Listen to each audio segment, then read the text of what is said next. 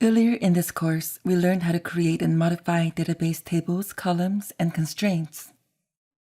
However, in our exercises, we perform these on an as-needed basis with no documentation and little to indicate when, how, or why a change occurred.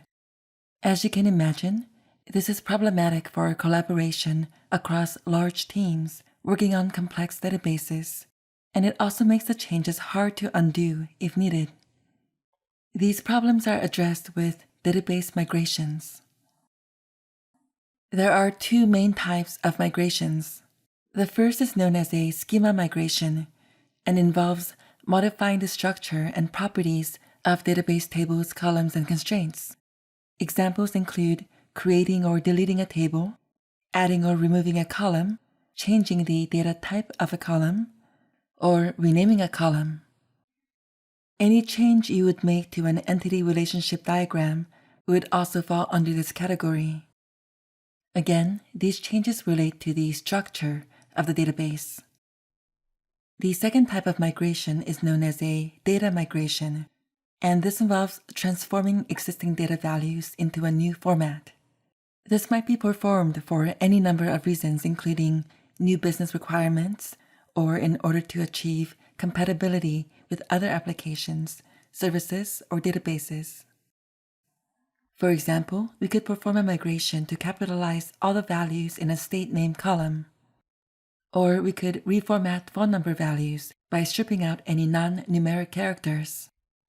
As a final example, one could map an existing set of values to a new set of values, such as mapping city-based time zone names to canonical time zone names.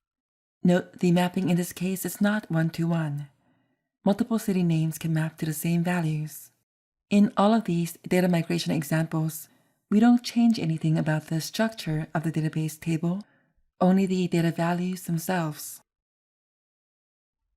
Migrations should aim to be incremental, reversible, and programmatic.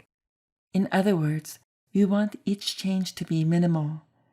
We want a way to undo a change if necessary, and we want a way to automate the execution of changes in either direction. Defining changes incrementally means we have a new version of our database at each increment. Each increment represents a valid working database configuration. For example, if we create one table, that is version 1 of our database. If we create a second table, both tables are part of version 2. If we add a foreign key between the tables, all three of these migrations now comprise version 3, and so on and so forth for any further incremental changes to our database.